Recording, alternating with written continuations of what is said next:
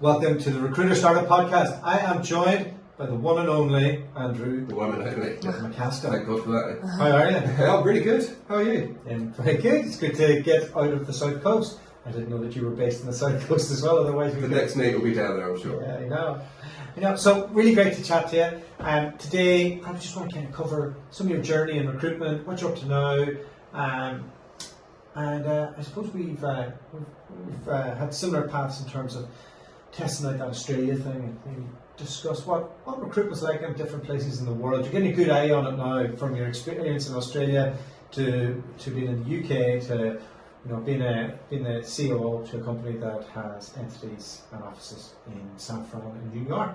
So, how did it all begin for you? How did it all begin? Yeah, so I trained as an accountant initially because that's what my mum wanted me to do.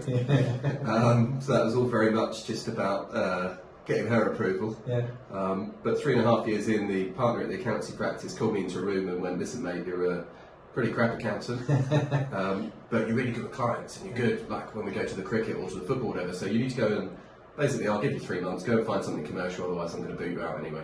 Yeah.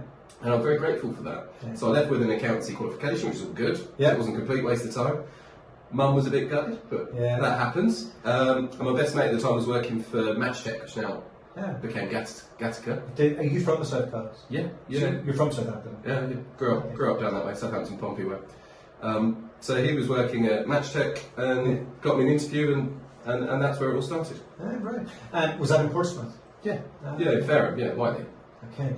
There is supposed to be like 300 recruiters in an industrial office there. That's right. Yeah, I think it's more now. I think it's like 400. Oh, it was a great business. Absolutely brilliant business. Loved it. Yeah. So turned up on day one, got given a desk, learned from the ground up. Yeah. But about 18 months in, decided to do my Dick Whittington bit and come up to the big smoke to earn my millions. Yeah. So left them to move to London because they didn't have a London office at the time. And who did you join then? Then joined Hydrogen Group just as they were floating. Yeah. Okay. Which was a completely different culture. What was the big difference? And what year was this? Well, very. Oh, jeez. Are we talking the 90s? No, early noughties. Yeah. The big difference was the BD focus. Yeah. I think I thought I was in sales at Matchtech, but really it was very PSL driven. Yeah. Do you know what I mean? It was very delivery driven. Yeah. Whereas Hydrogen was an all-out trading floor, very, very sales focused. So yeah, again, good grounding in terms of pace and that kind of thing, that's for sure. Yeah, a lot of their leaders went on to sell recruitment firms, I think, as well. Very successfully. Yeah. Yeah, very successful. So there must have been some good fundamentals that you picked up. There were some good fundamentals. I was living and working with my best mate at the time, and just having a crack up in the city, really. Yeah. We didn't take any of it too seriously at that point. We just had a really good crack, and picked up some good fundamentals and some ideas, and met some really impressive people. What were you recruiting for? Procurement and supply chain people at that point. Yeah. And you joined Michael Page later, did you? Yeah, so then moved into Michael Page to join them, and within 12 months became a manager there within one of their interim contract divisions. Right. So went through all their management training and all of that. Wore a much nicer suit. Oh, well, it had to be navy. Yeah, didn't it? Yeah, navy, white shirt, red tie. Yeah, I was there. No brown in town. Very black shoe focused at that point. Yeah. I loved it. I mean, when you're there, you bleed blue. Like it's it's one of those things. But I drank the Kool-Aid, went all in on that for a bit. So I was Walters, and I drank the Kool-Aid a bit as well. I probably never fitted their mould. My hair wasn't good enough, but I really bought in because I knew you had to. Yeah. It's a tough environment, and you really have to. And I've thought since, why did I buy in so much? And I'm not sure if there was some mind control, but a lot of the training was reinforcing their brand and their values, and this is how we do it, and this is how we're different. This is it really. After a while, I was like, if somebody was working for S3, I thought they were ill. I was like, there's something wrong with you. Yeah. Like, and if you're working for Hayes, like, you're an insect. Yeah. Absolute scum. Yeah. It's true. Well, I think it's a very human thing to feel. It's that tribal thing, isn't it? Like feeling that connection to something. But yeah, it got a little bit Scientology, and I'm not easy to manage. That is what it is. Yeah, it is. Yeah, right. So, and I'm not easy to manage either. Yeah. And I think that self-awareness kicked in later in life. But Yeah. so I don't think I was compliant enough ultimately. But also, it was you'll know this. At that time, as it is now, it was so competitive that people were just throwing money at you. Yeah. So my early career was quite choppy because every couple of years someone threw a silly number at you and you went for it. Leeds and Walters can offer bigger bases generally because the commission structures, they don't like me saying this, but they're not as aggressive as other places. No, sure. So their bases tend to be higher. So people do tend to move in, and then when you're in, you're like, oh, I don't want to give up that nice base. Yeah. It's that's it. So it's a bit of a gamble. But you moved on eventually again. Yeah. So I was headhunted by Hudson to come over and manage their procurement and supply chain team In London. London. Yeah, just down literally 300 metres from Page. So that was a really interesting move. Main reason for that was it was a bigger team and a bigger remit. Yeah. So my team at Page was postcodes or whatever. So I had East London. Whereas at Hudson it was everything south of Birmingham. Hudson are like a cuddly version of Page. They were woman cuddly. Like nice blanket. Really good. Do you want to make a call today? It wasn't quite that bad. But yeah, it was a little bit more nurturing. Yeah. Let's go with that. It was a little bit more nurturing, but we just had an amazing team. Like that team of people everybody who's there during that 18 months have gone off and done superb things. Are Hudson better at keeping key accounts and like kind of farming accounts? Like whenever I interview recruiters from there, like I ask them, their billings are always good, and then I'm like, so how many accounts is that across? And they're like, 2. Is that more the model than a lot of landing and expanding? Yeah, because in Page, Walters, they're dividing you up. Oh yeah. Like you're on to the next, you're doing your BD. That's right. Yeah. No, yeah, it's far more land and expand type strategy rather than the one night stand stuff. Some of the other models. I love a good one night stand. Yeah, well, it did me well at the time, but yeah, so far more deeply meaningful relationship. A lot of the Hudson ethos I thought was very good actually. Yeah. So you went to Australia. What age were you when you went to Australia? I was 29. 29. You were married at that stage?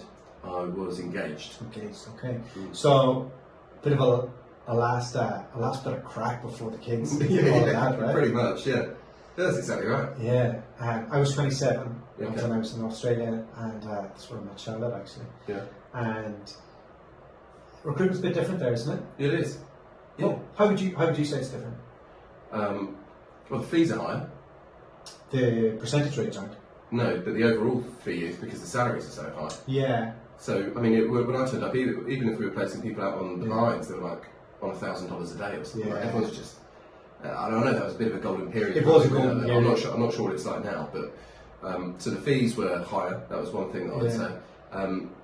Very, very network based. Yeah. Relationship based. I know all recruitment is. It's not, but I know what you mean. Yeah. The more regional you go, the more, especially in these type of places, the more network heavy it becomes.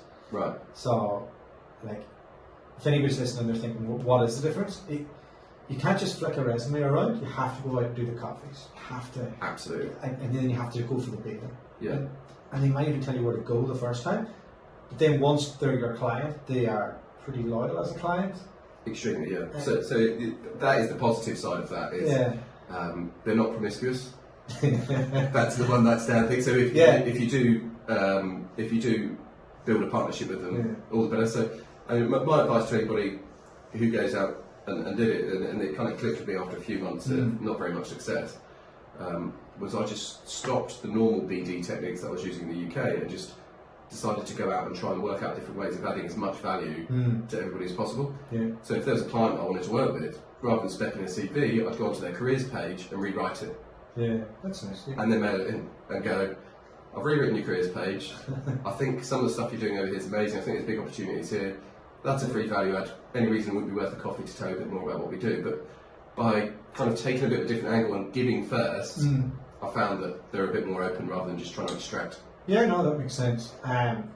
So you lifestyle in Australia. Unreal. It's great, isn't it? Crazy. Unreal. Absolutely unreal. I was in a beach volleyball team, for Christ's sake. How does that happen? I'm not sure whether I look more like the beach volleyball than a player at times, but a disturbing image for your listeners, unfortunately. But I can't get it out of my head. Honestly, 5:30 on a Thursday, me and the missus, beach volleyball team, down in St Kilda there. Is that where you live? We lived in Port Melbourne, which is up from St Kilda. Oh, very trendy. Oh yeah, Very trendy. Well, I've got to get near the beach, right? Yeah. And there's just a great food and drink scene there, and people are really cool. The Australians there, I don't know how to describe them, but they're not like Australians anywhere else in the country. Like they're very alternative. They're a bit bohemian. They're really into their sport, and yeah, I had a great experience living there. You know. There's nowhere, if you're into sport and food, there's nowhere better in the world. So your wife made you come home? Oh yeah, baby, yeah. That's the end of that. God, Yeah. All Too good much sun on our backs. Yeah. Too much of a good time. That's it. Yeah. So the baby came along. That was that. Yeah. You live down the road from her mother now. About 10 miles. Yeah, same. Yeah. I'm really happy with it. Yeah. Oh, it's a great support. Yeah. So these things, like, I say this to a lot of people, like, there's a small window to get that done. Do it. I know, right? Yeah. It's like, you get your experience, and then before you know it, you're in your mid-30s and there's kids and your parents are a bit older and all of those things. You just have a small window to get away. I can't imagine if I didn't do that and all the experiences. And how long did yours last in England? How long were you out? in Oslo, so I lived in Brussels for a long time, and then I was in Australia for 4 years. And first year was picking beans and doing all that good stuff, and then 3 years with Walters and Perth, and then we went to Canada after that, and then Central America, and then back to Europe, and then Charlotte decided game over.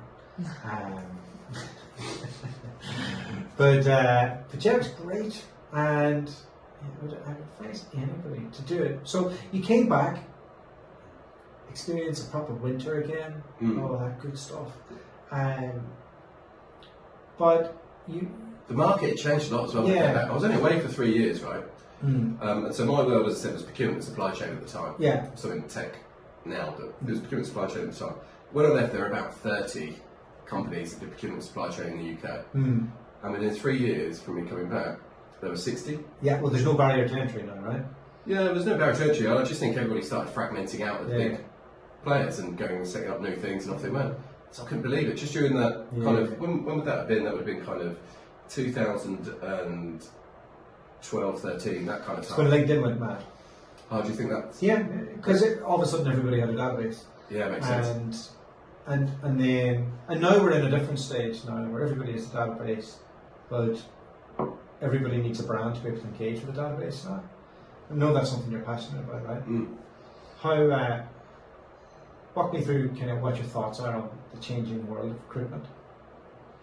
From a personal branding point of view, or the world's not? Well, I think... From a macroeconomic perspective. A macroeconomic perspective? Okay. No, from the personal brand. For a personal branding thing, yeah. So, well, the personal branding thing feeds into a wider discussion, which is how can you differentiate what you do from what clients can do themselves? Sure. That's our biggest problem right now. Yeah.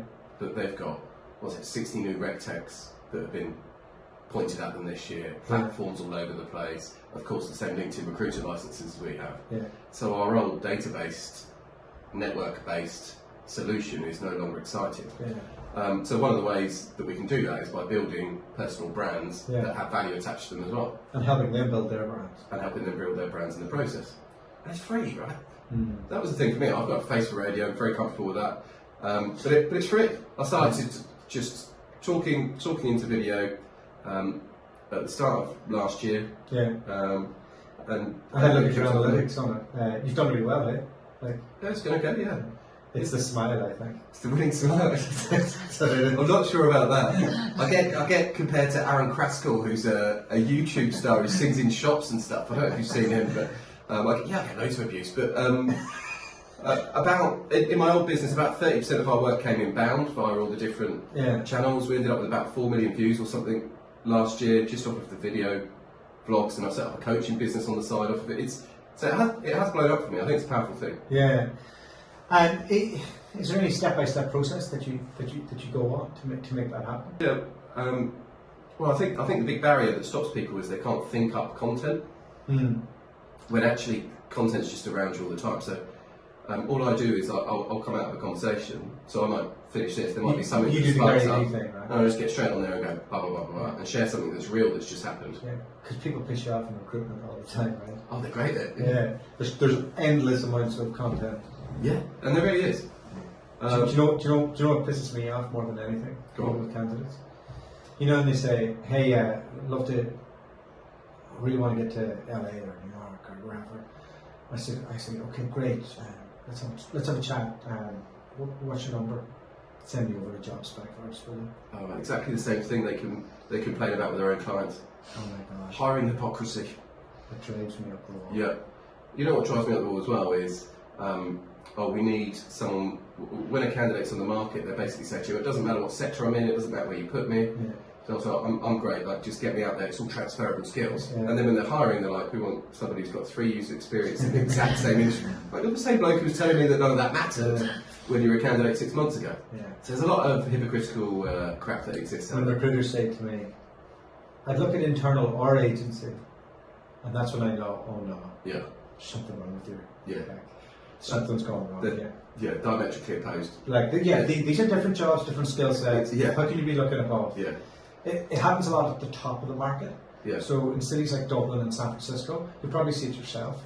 In when you're growing your team in San Fran, recruiters just go into agency for a year just so they can then get their foot into Facebook or wherever it is internally. It doesn't happen so much in more like evolved, saturated marketplaces that aren't quite at the top.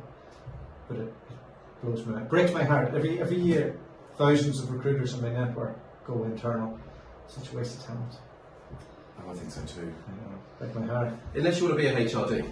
Yeah. And if you decide you want to be a HRD, then internal is the route to that. For sure. So you document stuff that happens. You put it out there. Is this something that because I see a lot of your guys are becoming more active this year. Mm. I'm trying to think. Is it Gavin who's in your San Fran office? Gareth. Yep. Sorry, Gareth. Yeah. Foxy. I see a lot of his stuff now, and I'm Yeah, like, we've got about 5 to 10 people that are Okay. really running with it. It's not compulsory. It's not KPI'd or anything. Your marketing managers out there as well. Yeah.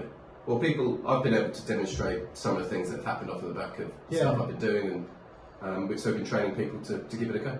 So, I post something on LinkedIn, it goes mad. How do we turn that into results? Yeah. Well, first thing I do is look at who's liked it. Oh, right.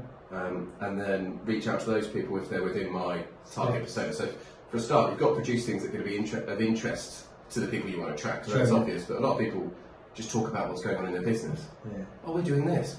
But of course, the customers don't care about that. They care about them. Sure. Yeah. So if I'm doing a post for a VP of sales, I'll specifically talk about the 3 big trends we're seeing in sales, or whatever it might be, or the mistakes people are making in interviews. Then I'll look at the likes. Mm-hmm. Someone likes it, I'll hit them up with a connection request saying, "Hi, thanks for liking my content. Be good to link in and keep in touch. By the way, was there anything I missed on the video?" Good one. And typically they come back going either, "No, I thought it was all great," or, "Yeah, actually, I quite like this particular thing. Oh, that's interesting. Oh, any reason it wouldn't be worth us having a coffee and a chin wag?" Yeah. No, go back, gone. Yeah, lovely. It's that straightforward. Obviously, comments even easier. Yeah. People who viewed your profile is always a good one as well. Yep. You know, it's we've recently started to, whenever we get a good post now, we use that as part of our sourcing message. Hey, you wouldn't like this from me, or do that. Oh yeah. What do you think? What do you think about this? Do you know anybody? You know, and then they're like, click on it, and they're like, oh, that's kind of funny. You know, Yeah. It's so hard to get your message out there in this crowded marketplace when people from like bedroom bandits are setting up every day, and you know they're taking a tiny Oh, piece. it's noisy, yeah. And if you look at content marketing downloads now versus 3 or 4 years ago when I started doing marketing automation stuff, it's way down. Way down. From a LinkedIn standpoint. Yeah, so yeah, if you threw an ebook up 3 or 4 years ago, Yeah. you'd get all these email addresses flooded in and you'd start nurturing people. Yeah. But people are so over that Yeah. that they're either typing in a fake email address or not engaging with it at all. So it's all changing, I think. Yeah, it's like so. It's hard. We've obviously invested quite heavily in the podcast. We've done nearly 130 episodes, and that there usually gets us into everybody else's audience as well, and we chop that into clips and we get that out there, and we're constantly at it. But it's tough to get like, and then you could go to all this effort, you do really good stuff, and then 10 people see it, and then you write something crappy like some observation, and it goes to 1 million people. Yeah, that's easily done. You can get likes through madness if you want to. Yeah. I think what's good about the podcast that you do, and also what I've noticed from my own data in terms of, so I looked at all of last year's posts and said which ones really converted well and which ones didn't, and why, and what was the common theme. Yeah. And the theme was if I was championing my market. Yeah. So do people want to be told what to do? Probably not. Top 5 tips on blah? Probably not. It's kind of gone to shit. But championing the marketplace, they'll go for. So I would do things like, if I was trying to attract candidates, I would do things like going, the 3 most pointless feedback that clients are currently giving candidates. You know, you're overqualified, you're a picked at the post, whatever, right? Yeah. And then they'll jump and share on that and go, you're right. Because you're championing. If you can be the champion of the persona you're looking to attract, they'll get behind it. If you talk at them, they won't get behind it. Does that make sense? It's a really nuanced thing. And when you're doing it, it's very hard to go through your observations and then decipher one from the other, because sometimes when you're writing an observation, you're like, oh no, it's not going to take it. What can it? Okay, tone that back in. Or I'll sometimes send it to Shannon. She'll be like, you should go, yeah, go on, go for it. I think be brave with that. Yeah, I think like whatever recruiters tell you they're most frustrated about, but they're too scared to say themselves. Yeah. If that's the stuff you can shine the light on, then they'll go after it. Yeah, and you give it a go. I get people messaging me saying, "Hey, love your stuff. Can't like it though because my boss will say it." Well, that's the trouble with the Rectorate game, isn't it? Isn't it? Yeah, we're so far into it. How's your? You do a bit of coaching as well. Yeah. How do you fit all this in? So I work 4 days with Finley James and 1 day on Career Jump, which is my my side business, side hustle is the side hustle. I'm not sure about hustle. 40-year-old bloke using the word hustle doesn't sound right, but side project if you like. So I spend 1 day a week on it.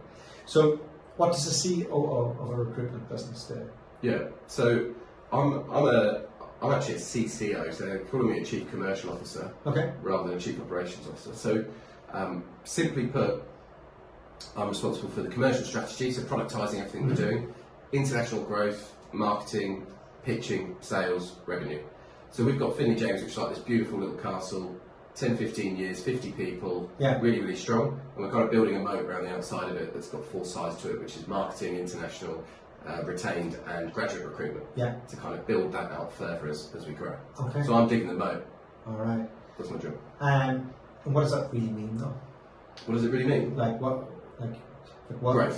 Growth, but how do you go about that? Yeah, so our core business is 50 to 100k salespeople in tech. Okay. So we're building below. Yeah. So we've got a graduate recruitment business that we've launched this year called Talent Scout. Yeah. So we're building below to feed that ecosystem up. Okay. We're building above in retained to build up that way, and then we're building international. Okay. To augment what we're doing in the UK and to offset. And with retained now, is it, because retained's an interesting one. I speak to some executive search guys. I don't really feel there's a lot different compared to what they do, compared to what like Michael Page would do to a senior enough role. Like, do you, like when you do retained, are you modelling that retained business on like executive search principles, or are you doing more modern things like including media into that? Yeah. So I think it's really important that you are differentiating, because if all you're asking for is cash up front for something that's no different, then it makes no sense. Which is why we've productised. So to answer simply, what's the difference? Contingent recruitment for us is about matching a CV to a job description. That's what it is. Okay. So we take a job description, we go off, we find people, we interview them, and we match the requirements of those people to the requirements of that job description. That's our contingent recruitment. Executive recruitment, retained recruitment, our search offering, FJ Search as it's called, is about matching a person to an environment. So it goes far deeper in terms of understanding the nuances of an environment when it's a high risk hire, and then matching that to attributes within the individual. Would that be head of sales or? Yeah, heads of sales, VPs of sales, CRO, CCO, that kind of stuff. Okay. So you're looking far more at behaviours, attitudes, characteristics, using testing, using different methodologies, and of course headhunting out to the passive market a lot more than we do on the contingent side, which we can typically service just off the people in our own ecosystem. Really, can you? Yeah, pretty much. Yeah. I'm in the wrong game. Yeah. I guess you have to headhunt for everything. Yeah. Yeah. No, that's the way it goes. What do you love most about your job? What do I love most about my job? That's a really good question. I think the good thing about Finley James, one of our values is keep striving and experiment often. And I love that. I love the fact that we're trying lots of new stuff with our tech stack, with our marketing, with our products, with our service offerings. There's a lot of new stuff. I think I'm one of those who gets bored quite easily, and so I love that variation. You're an interesting hire. How did that come about? Yeah, so I was running an exec search firm called EO. We had 85 people, 5 countries, based out HQs in Winchester, not too far from your good sense. Yeah. And we were part of a couple of networking groups, and at one of those networking groups I sat next to John. And EO came to an end after 5 years or so, exited out of there, and so I started consulting. John said, can you come consult with us and train us on some retained selling and do a bit of commercial strategy and help us launch Tanscale? And one thing led to another, and 3 months later he asked me to join permanently. Yeah, because that's like I would have thought that's an opportunistic hire. Yeah, completely unplanned. Because you're not somebody I could write down on a piece of paper and go, this is what my business needs. Because he's like, I've got loads of ideas, and I'm sure you were like, okay, well this could work and this could work, but this is how you do it. Yeah. And he's like, right, okay. Well, it's just quite forward thinking for him, because obviously himself and James, who's the MD, worked together 10 years plus, hired mainly at a graduate level and create their own talent. It's been a really good model. But I think he kind of felt that we needed some new ideas to crack through, and that started off in a consulting thing, and we got on well. And tell me, will the search business, is that going to be a bit more focused on the USA or mainland Europe, or do you have like a certain remit on that? It will be across the lot. Okay. So our revenue's like 50% UK, 30% US, 20% Europe. But will you house like a search person in each? In each region. I was talking to John a little bit about the growth plans, and it sounds like New York and San Francisco are really on the agenda. Is that they have a big focus for the coming years? Particularly for this year? Yeah, particularly for this year. So we want to grow, everyone wants to grow, don't they? Right? Sure. But we kind of look at, we're kind of sensible, sustainable growth. So we're looking to double headcount and triple revenue in about 5 years. All right. Yeah. And we see the US probably going from 30% revenue as it is now up to 50% during that ramp up. It's exciting times. It is, it's really cool. And the US market's interesting, isn't it? So I love it. And I think, whereas we touched upon Australia, death by a thousand coffees, like hard to negotiate rates, a lot of stuff like that. It's just a bit slower, it's a bit more secure. In America, Wild West. Wild West. You can make some money, like. Can't you? Yeah, and you can get as long as you get somebody good and you control them, you get them out. Like, there's money to be made. The rates are completely up in the air. You get really good. Like there's no relationships that are going to define like your rates and who's going to use it. Like everybody give you one shot. Deliver. And then you're away. They love being sold to as well. I love that. But the Aussies don't, though. No, you can't sell to an Aussie. You can help them buy, but you can't sell to them. So you can kind of guide them to decide to buy, but you can't sell to them. Americans the opposite. They'll talk to you in the lift, won't they? Yeah. They go, right, give me a 20-second pitch, go, shoot, and off you go. I love that. Elevator pitches make me cringe a little bit. Gas closed a retainer in the lift at the WeWork in San Francisco. That couldn't happen in Not a chance. Procurement would be on it. There'd be paperwork everywhere. I did a 20-second no shit elevator pitch with a tech company that were in the same WeWork as us in San Francisco. Posted it a couple of weeks ago. Unbelievable. I'm very jealous of your San Francisco business because I just know a little bit about the ecosystem there. It's fair to say it's a once in a generation business proposition. It's the fourth industrial revolution. Yeah, and it's all in this tiny little space. So really, all you have to do is retain a few clients and then start moving people around that ecosystem. And the fees are, is it fair to say it's 4 times higher than the UK? Well, the average fee? Yeah. Probably 3. Okay. Probably 3, because you're getting probably a higher fee on double the base. So it probably works out about 3 times, something like that. But yeah. Yeah. But then, to live out there and to do all that, Yeah. it's quite nice, Even though you've got to pay more for your own team, it doesn't. yeah. The return could be big if you get the mechanism right. That's for sure. And what keeps you going? So, you've been doing this a long time. You said you get bored easily. Mm. Like what? Do you know what? So when I left EO, if I'm honest, Mm. I'd fantasised about leaving recruitment. Yeah. I think we've all done that Yeah, at various points, if we're honest, right? Yeah. Particularly with I have to the. leave my wife though. So. Yeah. A bit more I'll complicated. leave you to sort that one out. You don't want to leave Arundel. No. It's a beautiful spot. Yeah, it is. It's much more fun than San Francisco. Yeah. And you've got 2 young recruits to train. This is true. This is true. But anyway, we hope for more than that. But so when I left EO, I thought, right, now I'll probably go into tech. I kind of had a bit of a feel. Like rec tech, you mean? Well, that would be the easiest entry point, but Sure. like HR tech, rec tech, whatever. So Yeah. I started going out, met a few people, got a couple of offers in the kind of commercial director space to go and do that kind of thing.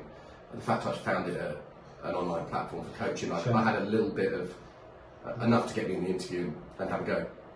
Oh, boss was it, complete boss was it. As soon as John kind of waved the recruitment up, I just love it. I absolutely love the game. I love how nuanced it is. I love the human element to it. I love the craft. Like the idea of just selling a product. selling a software to a customer, Yeah. and there's no relationship nuance to it really. So for all the fantasizing, I bottled it. So I love it. I think I'm stuck in it for a while yet. Well, it's good that you're addicted. And thank you so much for this interview. It's been great. Yeah, nice to meet you. And you too. Good luck. Cheers.